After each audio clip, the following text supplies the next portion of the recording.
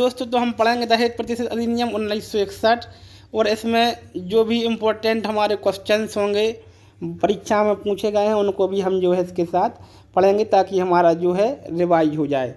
ठीक है, तो अधिनियम क्रमांक संख्यांक है हमारा 28। 20 मई 1961 को ये बना, राष्ट्रपति की इसको स्वीकृति मिली और 1 जुलाई 1961 से जो है प्रवृत्त हुआ। तो 1 जुलाई 1961 से यह लागू हुआ और 20 मई 1961 को यह अधिनियम जो है अधिनियमित हुआ। ठीक है, वो पारित हुआ, लागू हुआ। ठीक है, इन्फोर्समेंट में आया। ये सब कब हुआ? तो 1 जुलाई 1961 को हुआ। ठीक है, तो इसमें अपन जो है इसको पढ़ते हैं। दहेज लेना या देना प्रतिसिद्ध करने के लिए अधिनियम है ये इसका उद्देश्य है। पहली धारा पढ़ेंगे, संक्षिप्त नाम, विस्तार और प्रारंभ। इस अधिनियम का संक्षिप्त नाम दहेज प्रतिषेध अधिनियम 1961 है। इसका विस्तार जो है संपूर्ण भारत पर है। ठीक है, और यह उस तारीख पर प्रवक्त होगा, मतलब हो चुका है 1 जुलाई 1961 से प्रवक्त है। अब आती है दहेज की परिभाषा की डेफिनेशन ऑफ डोरी है क्या, डोरी की परिभाषा है क्या। ठीक है, तो इस अधिनियम में दहेज से कोई ऐसी संपत्ति या मूल्यवान प्रतिभूति या विपरीत है कि विवाह के समय या उसके पूर्व या पश्चात किसी समय, ठीक है, तो पहले विवाह के पहले या विवाह के समय या विवाह के पश्चात विवाह के एक पक्षकार द्वारा विवाह के दूसरे पक्षकार को, एक पक्षकार द्वारा दूसरे पक्षकार से, ठीक है, चाहे लड़का हो या लड़की हो। ठीक है, विवाह के किसी भी पक्षकार के माता पिता द्वारा किसी अन्य व्यक्ति द्वारा विवाह के किसी पक्षकार को या किसी अन्य व्यक्ति को, विवाह के पक्षकार से लड़का लड़की हो गए तो लड़का लड़की एक दूसरे दहेज नहीं मांग सकते हैं। ठीक है, ये दहेज की परिभाषा में आएगा। और माता पिता उसके माता पिता एक दूसरे के माता पिता से या अन्य रिश्तेदारों से, या उसके माता पिता या अन्य रिश्तेदार इसके माता पिता या अन्य रिश्तेदार से अगर कोई मांगते हैं। ठीक है, तो 3 चीज़ें हैं, पक्षकार एक दूसरे से, ठीक है, माता पिता दोनों के एक दूसरे माता पिता से या अन्य रिश्तेदारों से, ठीक है, या दोनों के अन्य रिश्तेदार माता पिता से या अन्य रिश्तेदारों से अगर मांगता है कोई, तो ये सब जो है दहेज की श्रेणी में आएगा। उक्त पक्षकारों के विवाह के संबंध में काय के, लेकिन जो मांग होनी चाहिए या लेन देन होना चाहिए वो काय के संबंध में होना चाहिए, विवाह के संबंध में। ऐसा नहीं कि वो कोई और लेन देन कर रहे हैं तो उसमें भी दहेज प्रथा आ जाएगी, नहीं, विवाह के संबंध में वो लेन देन या मांग होना आवश्यक है। या तो प्रत्यक्षता या अप्रत्यक्षता दी गई हो, कैसे, या तो प्रत्यक्ष रूप से या परोक्ष रूप से, ठीक है, दी गई हो या दी जाने के लिए करार की गई हो कि भैया इतना इतना अपन जो है देंगे, एग्रीमेंट हुआ हो। ठीक है, किंतु उन व्यक्तियों के संबंध में जिन्हें मुस्लिम स्वयं विधि लागू होती है मेहर इसके अंतर्गत नहीं आती है। जो मुसलमान भाइयों में हमारे मेहर होती है, इसमें जो मेहर की राशि होती है वो पति द्वारा पत्नी को, ठीक है, निकाह के समय या बाद में देने का वादा किया जाता है। ठीक है, तो वो मेहर कहलाती, वो दहेज के अंतर्गत नहीं आती है। ठीक है, चलो अब इसके आगे चलते हैं, स्पष्टीकरण पढ़ लेते हैं। एक रिपील हो गया, दूसरा स्पष्टीकरण पढ़ लेते हैं। मूल्यवान प्रतिभूति का वही अर्थ है जो भारत दंड संहिता की धारा 30 में, कि मूल्यवान प्रतिभूति क्या कहलाएगी, तो धारा 30 IPC में इसकी जो है परिभाषा दी गई है, वही परिभाषा यहाँ भी लागू होगी।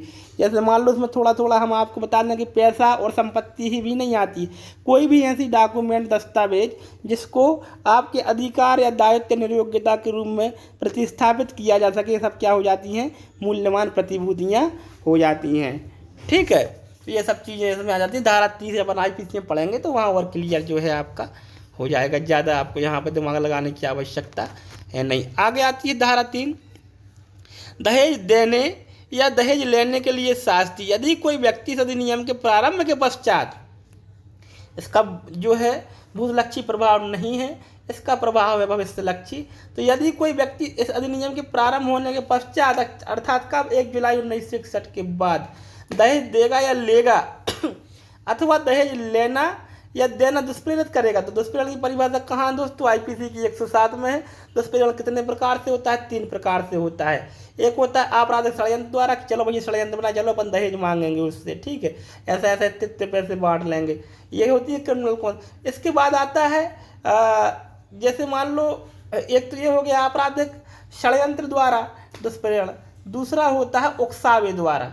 उकसाया, चलो भाई तुम्हारे लड़के को तो इतने पैसे मिल रहे हैं, तुम्हारे लड़के को तो 5 लाख मिल रहे हैं, तो जो ये भी करेगा दोस्तों वो भी जो है दोषी माना जाएगा धारा 3 के अंतर्गत। तो ये उकसाना होता है, ठीक है। उनने कहा उनके लड़के को तो इतने मिले थे, आपके लड़कों को भी इतने मिलेंगे, सर्विस करता है, ये करता है, वो करता है। तो इस तरीके से ये सब चीज़ें आ जाती हैं दुष्प्रेरित करें। और तीसरा होता है साशय सहायता द्वारा, साशय सहायता द्वारा। चलो हम बात करते हैं कैसे नहीं देते हैं दहेज, ठीक है। उन्होंने कहा चलो इतने पैसे हम दे देंगे तुम्हारी तरफ से, तो साशय सहायता का इतनी प्रकार से दुष्प्रेरण होता है। तो कोई दहेज लेगा देगा अथवा दहेज लेना या देना दुष्प्रेरण करेगा तो वह कारावास से जिसकी अवधि 5 वर्ष से कम की नहीं होगी, और जुर्माने से जो 15,000 रुपये से या ऐसे दहेज के मूल्य की रकम तक का इनमें से जो भी है देखो कम नहीं होगा, दंडनीय होगा, ठीक है।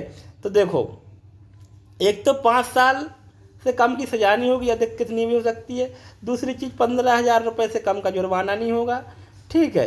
और या जो दहेज के मूल्य की रकम है, जैसे मान लो 15 दहेज की 5,000 रुपये दहेज मांगा तो 15,000 से कम का जुर्माना नहीं होगा, अधिक से कितना भी हो जाए। लेकिन अगर 1,00,000 रुपये जो दहेज मांगा, 20,000 25,000, तो 15,000 या जो दहेज की रकम है उसमें जो भी ज़्यादा होगा उससे कम नहीं होगा जुर्माना, उतना तो होगा ही होगा।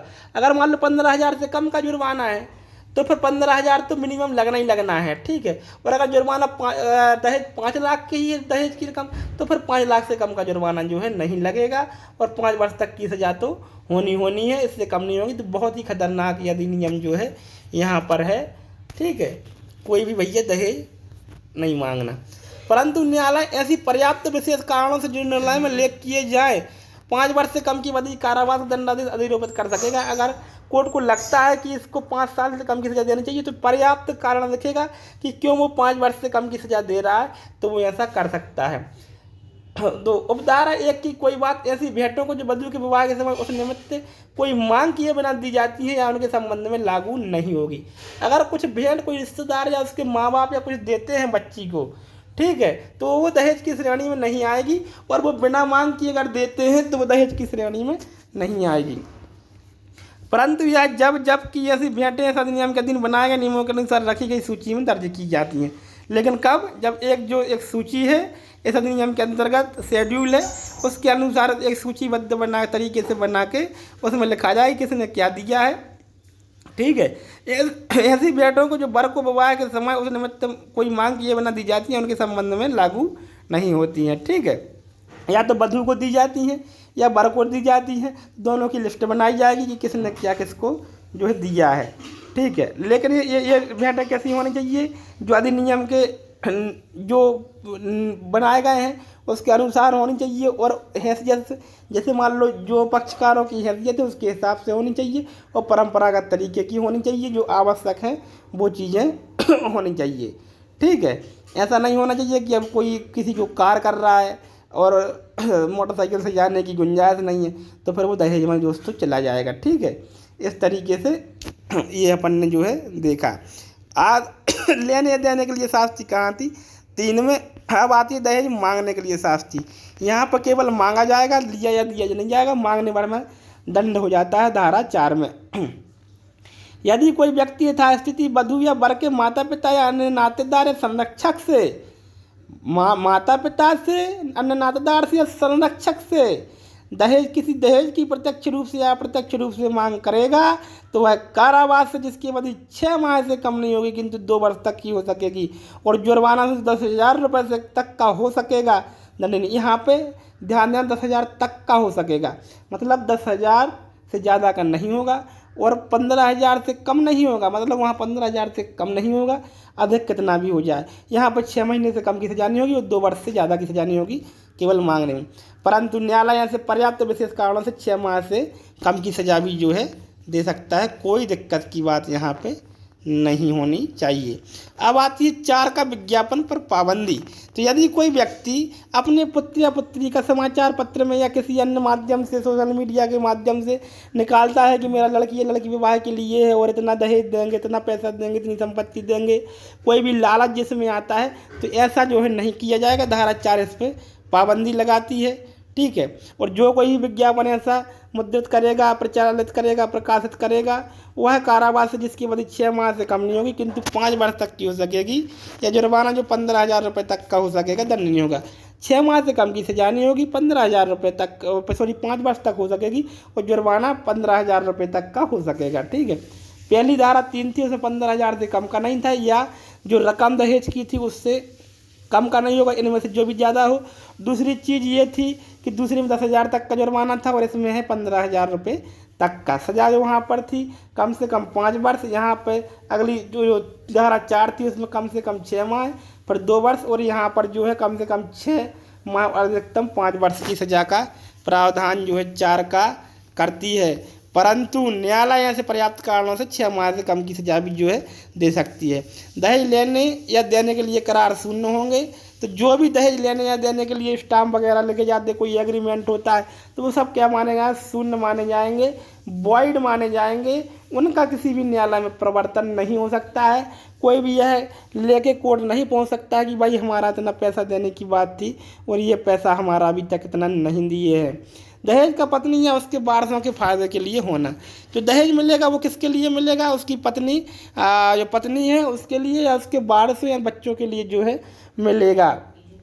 जहाँ कोई दहेज ऐसी स्त्री से भिन्न जिसकी विवाह के संबंध में दिया गया है किसी व्यक्ति द्वारा प्राप्त किया जाता है, वहाँ व्यक्ति दहेज को, जैसे मान लो दहेज किसी अन्य व्यक्ति के हाथ में मिल गया, जो लड़की है उसको नहीं मिला, तब ऐसी स्थिति में क्या होगा। यदि वह दहेज विवाह से पूर्व प्राप्त किया गया तो विवाह की तारीख के पश्चात 3 माह के भीतर, अगर कब मिल गया, विवाह के पहले मिल गया है, तो विवाह की जो तारीख है उससे 3 महीने के अंदर उसको लौटा दे उस महिला को। दूसरी स्थिति, यदि वह विवाह के समय या उसके पश्चात मिला है तो प्राप्त होने की तारीख से 3 माह के अंदर दे दे। अगर विवाह के समय या विवाह के बाद प्राप्त हुआ है, जिस तारीख को प्राप्त हुआ है उस तारीख को जो है वो उसको दे दे, ठीक है, 3 माह के अंदर उससे, ठीक है। यदि वह उस समय जब स्त्री आवश्यक थी तब प्राप्त किया गया था तो उसके 18 वर्ष आयु प्राप्त होने के पश्चात 3 मास के भीतर। यदि मान लो जो दहेज दिया गया है अन्य व्यक्ति को, वो उस समय लड़की जो है 18 वर्ष की नहीं थी, जब वो 18 वर्ष की हो जाए उसके 3 माह के अंदर, ठीक है। और अगर विवाह के पहले दिया गया है, ठीक है, तो विवाह होने के 3 माह के बाद, ठीक है, विवाह के समय या पश्चात जिस तारीख को दिया है उससे 3 माह के बाद। वेरी वेरी इम्पोर्टेंट है, अच्छे तरीके से इसको जो है समझ लें, ठीक है। ये तो क्या करेगा, ये स्त्री को रूप में दे देगा, स्त्री को दे देगा, और जब तक अपने पास रखेगा तब तक उस जो सामान उसका ट्रस्टी बन के काम करेगा, उस महिला के फायदे के लिए ही उसका उपयोग करेगा, अन्यथा उसका उपयोग नहीं करेगा। यदि कोई व्यक्ति उपधारा 1 द्वारा अपेक्षित किसी संपत्ति का उसके लिए निर्दिष्ट परिसीमा काल के भीतर, ठीक है, अपेक्षित समय के भीतर अंतर करने में असमर्थ रहता है तो 6 माह से कम की सजा नहीं होगी, और भैया 2 वर्ष तक का कारावास हो सकता है, ठीक है। और कम से कम 5 वर्ष 5,000 की और अधिकतम 10,000 रुपये की जुर्माना भी हो सकती है। तो दोस्तों अगर किसी के पास आ जाए किसी का तो भैया समय से लौटा देना, नहीं तो कम से कम 6 माह की सजा है, अधिकतम 2 वर्ष का कारावास है, और कम से कम 10,000 रुपये जुर्माना और 15,000 रुपये तक का जो हो सकेगा, सॉरी कम से कम 5,000 रुपये का और अधिकतम 10,000 रुपये तक का जुर्माना हो सकेगा। तो कम से कम मिनिमम 5, माफ़ करिएगा गलत बोल गया, तो कम से कम 5,000 का, अधिकतम 10,000 रुपये का जुर्माना इसमें जो है। जहाँ उपधारा 1 के दिन किसी संपत्ति के लिए हकदार स्त्री को उसे प्राप्त करने के पूर्व मृत्यु हो जाती है, वहाँ स्त्री के वारिस उसे उस तस्मा दान करने वाले व्यक्ति से दावा करने के हकदार होंगे। अगर किसी व्यक्ति के पास वो दहेज था और उस लड़की को नहीं मिल पाया, उस पत्नी को नहीं मिल पाया है और उसकी मृत्यु हो जाती है, तो उसके वारिस उसको प्राप्त करने के हकदार होंगे।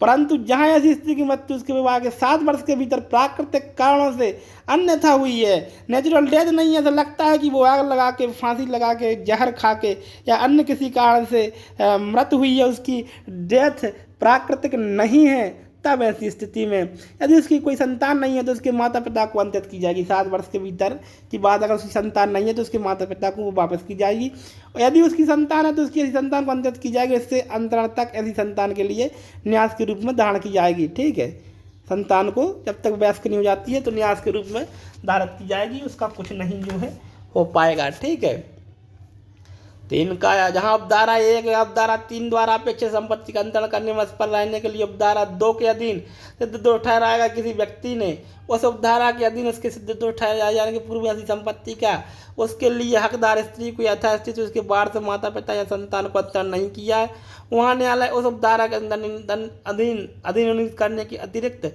लिखित आदेश द्वारा यह निर्देश देगा कि ऐसा व्यक्ति ऐसी संपत्ति का यथास्थिति ऐसी स्त्री या उसके वारसों माता पिता या संतान को ऐसी अवधि के भीतर जो आदेश में निर्देश किया अंतरण करे, और यदि ऐसी व्यक्ति ऐसे निर्देश का इस प्रकार निर्दिष्ट अवधि के भीतर अनुपालन करने में असमर्थ रहेगा तो संपत्ति के मूल्य के बराबर रकम उससे ऐसे वसूल की जाएगी मानो वह ऐसे न्यायालय द्वारा अधिरोपित जुर्माना हो, और उसका यथास्थिति उस स्त्री या उसके वारसों माता पिता या संतान को संदाय किया जा सकेगा। इस धारा की कोई बात धारा 3 या धारा 4 के उपबंधों पर प्रभाव नहीं डालेगी। ठीक है, इस तरीके से दोस्तों अपन ने धारा 6 तक जो है पढ़ ली। ठीक है, आगे आती है अपराधों का संज्ञान। अपराधों का संज्ञान, कॉग्निजेंस ऑफ ऑफेंस। ठीक है, not stand anything contained in the code of criminal procedure 1973। ठीक है, तो जो है इसमें ज़्यादा अपन को दिमाग नहीं लगाना है कि ये इनका कहना ये है कि दंड की संहिता 1973 में किसी बात के होते हुए भी अगर वहाँ पे कुछ लिखा भी है तो उसके बावजूद भी यहाँ पर जो संज्ञान के मामले में प्रोसेस बताई जा रही है वही प्रोसेस फॉलो होगी। महानगर मजिस्ट्रेट या प्रथम वर्ग न्यायिक मजिस्ट्रेट के न्यायालय से अवर कोई न्यायालय इस अधिनियम के अधीन किसी अपराध का विचार नहीं करेगा, या तो जेएमएफसी करेगा। सामान्य न्यायालयों में जो महानगर नहीं हो, जहाँ महानगर है वहाँ पर महानगर मजिस्ट्रेट इसका जो है विचार करेगा, क्योंकि जो है महानगर मजिस्ट्रेट जेएमएफसी के बराबर हो माना गया है, इसलिए इससे छोटा कोई न्यायालय इसका जो है विचार नहीं करेगा। कोई न्यायालय इस अधिनियम के अधीन किसी अपराध का संज्ञान अपनी जानकारी पर या ऐसे अपराध को गठित करने वाले तथ्यों को पुलिस रिपोर्ट पर कब लेगा संज्ञान, या तो जब पुलिस रिपोर्ट यानी चालान जब पेश होता है उस समय इस पर संज्ञान लेगा, या फिर कब करेगा दोस्तों, या तो उसको जानकारी मिल जाती स्वयं की तब, या अपराध से बधित व्यक्ति या व्यक्ति के माता पिता या नाते द्वारा तो किसी मानता अपराध कल्याण संगठन द्वारा किए गए परिवाद पर, या तो पुलिस रिपोर्ट पर या परिवाद पर या स्वयं के संज्ञान में कोई जानकारी आती है तो उसका संज्ञान लेगा। इसके अलावा 3 से 4 चीज़ के माध्यम से संज्ञान नहीं लेगा। सी, महानगर मजिस्ट्रेट या प्रथम वर्ग न्यायिक मजिस्ट्रेट के लिए यह विधिपूर्ण होगा कि वह इस अधिनियम के अधीन किसी अपराध के लिए सिद्ध दोष ठहराए गए किसी व्यक्ति के विरुद्ध इस अधिनियम द्वारा प्राधिकृत कोई दंडादेश पारित करे। बिल्कुल करेगा, कोई दिक्कत की बात ही नहीं है। दंडादेश पारित करने के लिए तो न्यायालय बना ही है, कोई भी जो है कर सकता है। स्पष्टीकरण, इस धारा के प्रयोजन के लिए मान्यता प्राप्त कल्याण संस्था या संगठन से कोई ऐसी समाज कल्याण संस्था या संगठन अभिप्रेत है जिसे इस निमित्त केंद्रीय राज्य सरकार द्वारा मान्यता दी गई है कि ये कल्याण संस्था या संगठन है। ठीक है, तो इसको जो है सामाजिक मान्यता दी गई, वही कंप्लेंट कर सकते हैं, वही परिवाद कर सकते हैं और कोई नहीं। दंड प्रक्रिया संहिता 1973 के अध्याय 36 की कोई बात इस दिन में कोई अधीन लागू नहीं होगी। ठीक है, तत्समय प्रबद्ध किसी विधि में किसी बात के होते भी अपराध से बधित व्यक्ति द्वारा किया गया कोई कितने व्यक्ति को इस अधिनियम के अधीन अभियोजन का बागी नहीं बनाएगा। ठीक है, उस पर कोई केस जो है नहीं चलेगा जो रिपोर्ट करता है। ठीक है, आती है धारा 8, अपराधों का कुछ प्रयोजनों के लिए संज्ञेय होना तथा अजमानती और असमनीय होना। अपराधों का कुछ प्रयोजनों के लिए संज्ञेय होना, संज्ञेय है मतलब पुलिस बिना वारंट के गिरफ्तार कर सकती है। अजमानती है मतलब जमानत मिलना आपका अधिकार नहीं है, आप गिरफ्तार होकर जाएंगे, कोर्ट चाहे तो जमानत देगी चाहे तो न देगी। असमनीय है मतलब राजीनामा योग्य नहीं है। ठीक है, दंड प्रक्रिया संहिता 1973 के अधीन अपराधों को वैसे ही लागू होगी मानो वे ऐसे अपराधों के अन्वेषण के प्रयोजन के लिए। और ठीक है, कैसे लागू होगी? ऐसे अपराधों के अन्वेषण के प्रयोजन के लिए, जैसे मान लो अपराधों का इन्वेस्टिगेशन किया जा रहा है इसके अंतर्गत, तो जो CRPC में प्रोसेस है वही लागू होगी। निम्नलिखित से भिन्न विषयों के प्रयोजन के लिए, केवल निम्न जो है इन्वेस्टिगेशन के लिए तो होगी। ठीक है, बाकी जो कह रही है इन 2 चीज़ों को छोड़कर, ठीक है, इन 2 चीज़ों को छोड़कर बाकी पूरी CRPC लागू होगी। ठीक हो। और संहिता की धारा 42 के निर्दिष्ट विषय और किसी व्यक्ति की वारंट के बिना या मजिस्ट्रेट के किसी आदेश के बिना गिरफ्तारी संज्ञेय अपराध हों। ठीक है। तो इन निम्नलिखित से भिन्न प्रयोजनों के लिए तो धारा जो 42 है, ठीक है, और जो 41 है, ठीक है, कि बिना वारंट के गिरफ्तार कब कर सकता है, ऐसा कुछ है। तो इन सब चीज़ों को छोड़कर, क्योंकि इनमें पहले ही बता दिया कि कोई भी अपराध होगा, चाहे वह 2 वर्ष वाली सज़ा वाला हो या कम वाला हो या ज़्यादा वाला हो, सभी अपराध कैसे होंगे, संज्ञेय होंगे और वो बिना जो है वारंट के गिरफ्तार किए जाएंगे। ठीक है। इस अधिनियम के अधीन प्रत्येक अपराध अजमानती और असमनीय होगा। ठीक है। इस तरीके से हमने इसको जो है पढ़ लिया। आती है 8 का कुछ मामलों में सबूत का भार। कुछ मामलों में सबूत का भार बर्डन ऑफ प्रूफ। ठीक है। इन सर्टेन केसेस तो एट ए जो है जहाँ कोई व्यक्ति धारा 3 के अधीन कोई दहेज लेना या दहेज का लेना दुष्प्रयोग करने के लिए धारा 4 के अधीन दहेज मांगने के लिए अभियोग किया जाता है, वहाँ यह साबित करने का भार उसी पर होगा कि उसने उन धाराओं के अधीन कोई अपराध नहीं किया है। अगर किसी व्यक्ति पर धारा 3 या धारा 4 का चार्ज लगता है तो उस पर भार होगा कि वो साबित करे कि उसने अपराध नहीं किया है, वरना ये धारणा की जाएगी कि वो तो भैया उसने आपने अपराध किया है। यहाँ पर उल्टा है। तबकि अन्य मामलों में जो होता है, सामान्य मामलों में जो अभियोजन होता है, जो रिपोर्ट करता होता है, पीड़ित होता है, उस पर भार होता है कि वो साबित करे कि ये जो है अपराध हुआ है। वो साबित नहीं कर पाता है तो फिर वो नहीं जो है माना जाएगा। ठीक है। 8 का दहेज प्रतिषेध अधिकारी। राज्य सरकार उतने दहेज प्रतिषेध अधिकारी नियुक्त कर सकेगी जितने वह ठीक समझे और वे क्षेत्र में निर्दिष्ट कर सकेगी जिनकी बाबत वे अपनी अधिकारिता और शक्तियों का प्रयोग इस अधिनियम के अधीन करेंगे। ठीक है।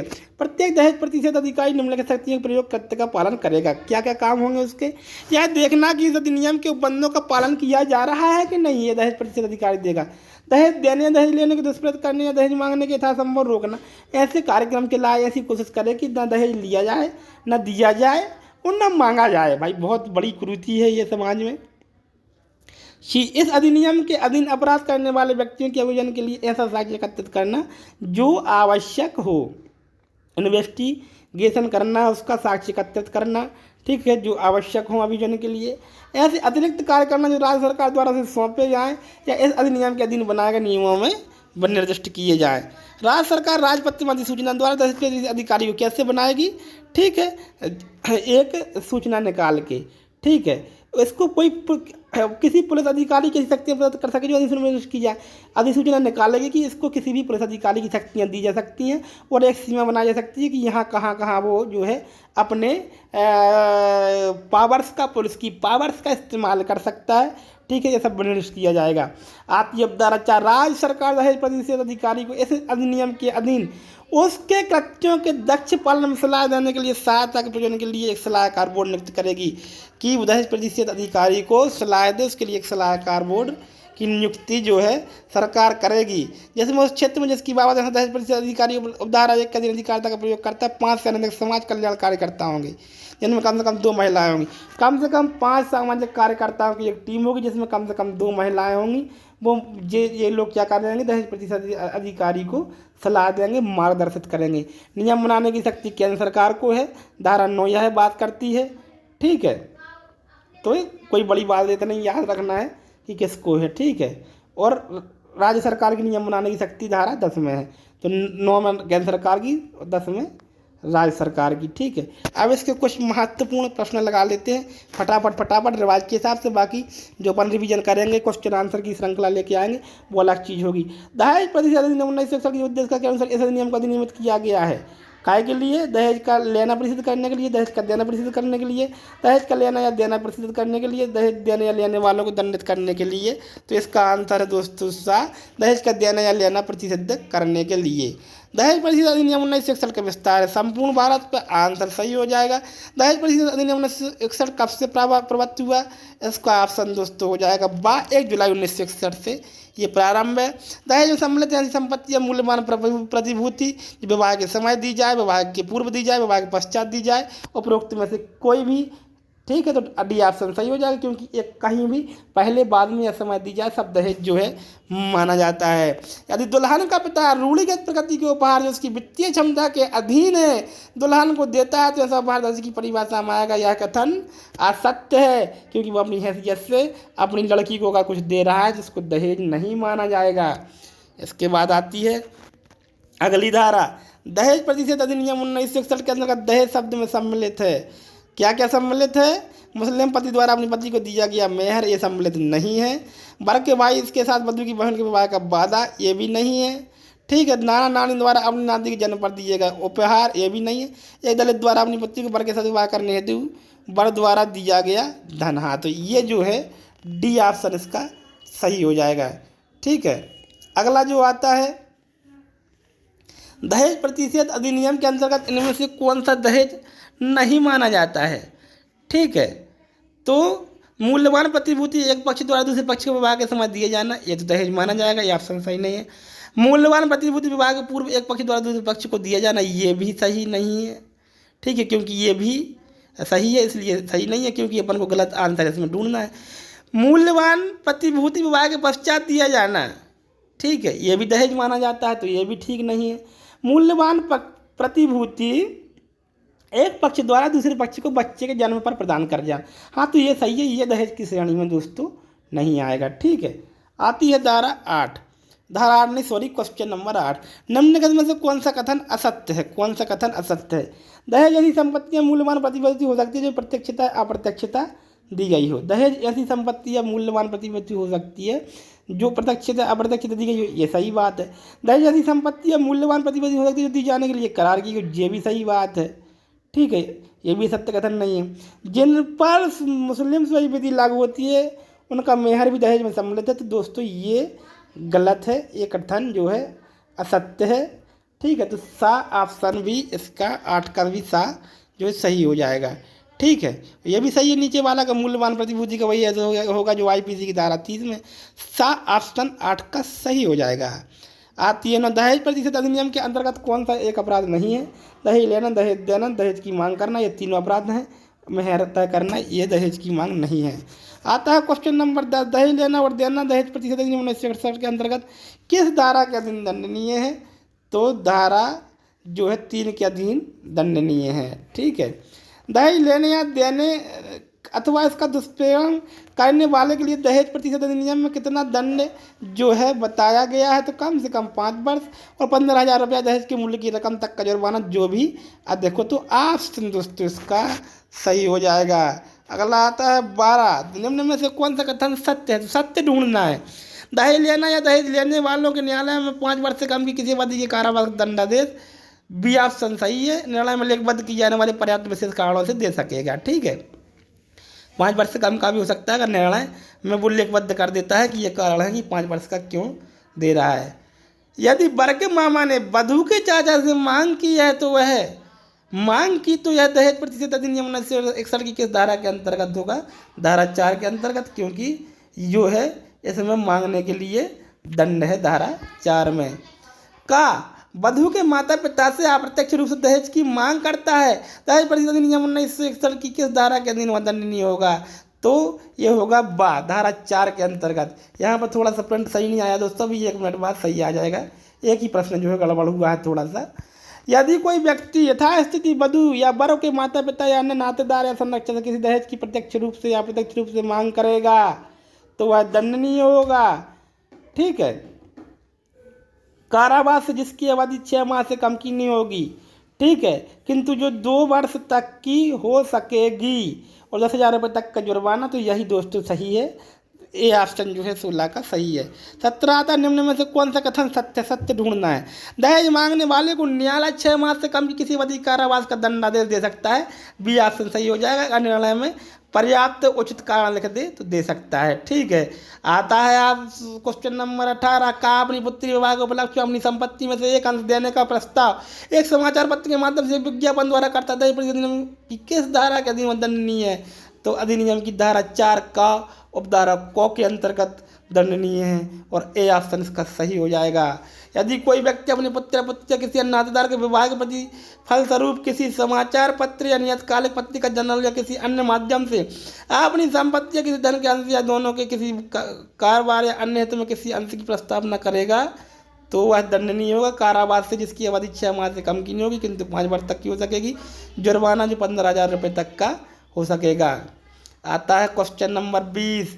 एक उद्योगपति ने एक विज्ञापन छपवाया कि जो कोई भी उसकी अंधी पुत्री से विवाह करेगा वो उसकी संपत्ति का आधा भाग दिया जाएगा। क्या उसने कोई अपराध किया है? क्या किया है उसने? दहेज प्रतिशत अधिनियम 1961 की धारा 4 के अंतर्गत उसने अपराध किया है। ठीक है, डी ऑप्शन जो है दोस्तों इसका सही हो जाएगा। क्या हो जाएगा? 20 का डी सही हो जाएगा। 21 आती है, दहेज देने या लेने के लिए करार होगा शून्य। शून्य करणीय नहीं, शून्य होगा, टोटल वॉइड होगा। दहेज देने या लेने के लिए करार शून्य है किस धारा के अंतर्गत? तो धारा हमारी 5 के अंतर्गत किसकी? दहेज प्रतिशत अधिनियम की, संविदा अधिनियम की नहीं दोस्तों, गलत नहीं लगा देना। दहेज प्रतिशत अधिनियम की धारा 5 के अंतर्गत दंडनीय होगा। आती है धारा 23। जहाँ कोई दहेज ऐसी स्त्री से भिन्न जिसके विवाह के संबंध में वह दिया गया है किसी व्यक्ति द्वारा प्राप्त किया जाता है वहाँ उस व्यक्ति उस दहेज को अंतरित करेगा उस स्त्री को जिसके नाम से वो दहेज आया है। अगला आता है, यदि दुल्हन की विवाह के 7 वर्ष के अंदर प्रकृति के सामान्य अनुक्रम से भिन्न मृत्यु होती है तो उसकी विवाह संबंध संपत्ति अंतरित होगी। संतान, संतान न होने पर पालक, पति, संतान और संतान न होने पर पालक, दोनों सही। D option is the correct. ठीक है, अगला आता है 25 नंबर का प्रश्न आ रहा है भैया हमारा। ठीक है, बहुत ही कम क्वेश्चन, 10 से 12 क्वेश्चन रहेगा है, बहुत अच्छे तरीके से पढ़ लें, बोर ना हो आप। दहेज प्रतिशत अधिनियम की धारा 6 के अनुसार यदि कोई दहेज ऐसी स्त्री से भिन्न जिसके विवाह के संबंध में दिया जाता है किसी व्यक्ति द्वारा प्राप्त किया जाता है तो वह व्यक्ति को उस दहेज की, यदि वह दहेज विवाह पूर्व प्राप्त किया गया है तो उस स्त्री को अंतरित किया जाएगा विवाह की तारीख से 3 माह के भीतर। तो डी ऑप्शन इसका भी सही हो जाएगा। दोस्तों अगर चैनल को सब्सक्राइब नहीं किया है तो प्लीज़ कर लें, थोड़ा सा हौसला बढ़ता है इससे कि लोग चैनल देखना पसंद कर रहे हैं। न्यायालय दहेज प्रतिशत अधिनियम 1961 के अंतर्गत किए गए अपराध का संज्ञान ले सकेगा परिवाद पर, पुलिस रिपोर्ट एवं परिवाद पर। तो दोनों में से ले सकता है। सी ऑप्शन जो है इसका सही हो जाएगा। ठीक है, इसको एक बार फिर से पढ़, नहीं सी ऑप्शन सही है दोस्तों। अगला आता है, अपराधों के संज्ञान के संबंध में निम्नलिखित में से कौन सा कथन सत्य है? सत्य ढूंढना है। तो महानगर मजिस्ट्रेट या प्रथम न्यायिक मजिस्ट्रेट के न्यायालय से अवर कोई न्यायालय इस अधिनियम के अधीन अपराध का विचारण नहीं करेगा। ठीक है, अपराध के संज्ञान के संबंध में कौन सा कथन सत्य ढूंढना है। महानगर मजिस्ट्रेट या प्रथम वर्ग न्यायिक मजिस्ट्रेट के न्यायालय से अवर कोई न्यायालय इस अधिनियम के अधीन किसी अपराध का विचारण नहीं करेगा। कोई न्यायालय इस अधिनियम के अधीन किसी अपराध का संज्ञान अपनी जानकारी व ऐसी अपराध को करने वाले तथ्य की पुलिस रिपोर्ट पर ही करेगा, अन्यथा नहीं। ठीक है, कोई न्यायालय इस अधिनियम के अधीन किसी अपराध का संज्ञान, तो ये सभी के सभी जो है सही है, इसलिए डी ऑप्शन सही हो जाता है कि उपरोक्त सभी कथन सही है। डी 28 आता है, दंड प्रक्रिया संहिता का अध्याय 36 जो कुछ अपराधों का संज्ञान करने के लिए परिसीमा भेद करता है, लिमिटेशन बताता है। दहेज प्रतिशत अधिनियम के अधीन दंड किसी अपराध को लागू नहीं होता है, कोई लिमिटेशन नहीं है भैया, कभी भी चले जाओ रिपोर्ट करने, कोई लिमिट की यहाँ पे दिक्कत जो है आपको नहीं जाएगी। आता है 29, दहेज प्रतिशत अधिनियम 1961 की किस धारा के अनुसार दंड प्रक्रिया संहिता 1973 अधिनियम के अंतर्गत अपराधों पर ऐसे अपराधों का अन्वेषण करने के प्रयोजन के लिए ऐसे लागू होगी मानो वे संज्ञेय अपराध हों। तो 29 का आता है बी, तो धारा 8 ऐसी जो है बात करती है। दहेज प्रतिषेध अधिनियम के अंतर्गत अपराध है असमनीय। ठीक है, तो इसका जो है 30 का भी ए ऑप्शन सही हो जाएगा। 31 आती है, दहेज प्रतिषेध अधिनियम के अधीन प्रत्येक अपराध अजमानतीय और असमनीय होगा। 31 का भी ए आंसर दोस्तों सही हो जाएगा। अगला है, दहेज प्रतिशत अधिनियम के अधीन धारा 3 के संबंध में विचारण के समय प्रमाण का भार किस पर होगा? जिस व्यक्ति के विरुद्ध अभियोजन है, मतलब जिसकी रिपोर्ट की गई है, जो आरोपी बना हुआ है। दहेज प्रतिशत अधिनियम की अधिकारी की नियुक्ति का प्रावधान दहेज प्रतिशत अधिनियम की कौन सी धारा में किया गया है? तो दोस्तों ये है अपना जो है इसको पढ़ेंगे अपन काय में है, 8 का में है। इसको आप नहीं, सॉरी, ये काय में है धारा, ये है 8 ख में। ठीक है, ऑप्शन मैंने नीचे देख लिया है कि 8 खा ही इसका सही आंसर है। ठीक है, नियुक्ति काय में 8 खा में है। दहेज प्रतिशत अधिनियम 1947 किस धारा के अंतर्गत दहेज प्रतिशत अधिकारी की नियुक्ति की जाती है? वही 8 खा आ जाएगा, इसका भी जो है ऑप्शन सी सही हो जाएगा। ठीक है, दहेज प्रतिशत अधिकारी की नियुक्ति की जाती है राज्य सरकार द्वारा। 35 का क्या है दोस्तों, डी ऑप्शन सही हो जाएगा। ठीक है, आगे आते हैं 36 नंबर पे। निम्नलिखित में से क्या दहेज प्रतिशत अधिकारी शक्तियों कृत्यों के अंतर्गत है? तो यह देखना कि दहेज प्रतिशत अधिनियम के बंधनों का पालन किया जाए, इनको रोकना, ये सभी जो है चीज़ें इसके अंतर्गत आती हैं। तो उपरोक्त सभी यानी डी ऑप्शन सही है। दहेज प्रतिशत अधिनियम के अधीन नियम बनाने की शक्ति प्रदान की गई है केंद्र सरकार राज्य सरकार, तो डी ऑप्शन सही है, दोनों को जो है दी गई है सी। ठीक है, 38 दहेज प्रतिशत अधिनियम की कौन सी धारा के अधीन केंद्र सरकार नियम बना सकती है? तो केंद्र सरकार बना सकती है धारा 9 के अंतर्गत, और राज्य सरकार बना सकती है धारा 10 के अंतर्गत। तो इसका ए और इसका बी ऑप्शन सही है। इस तरीके से दोस्तों हमने पूरा एक्ट पढ़ा और इसके क्वेश्चन लगाए। अब तो दोस्तों आपने अगर नहीं किया चैनल को सब्सक्राइब कर लें और वीडियो को लाइक कर दें। धन्यवाद बहुत बहुत।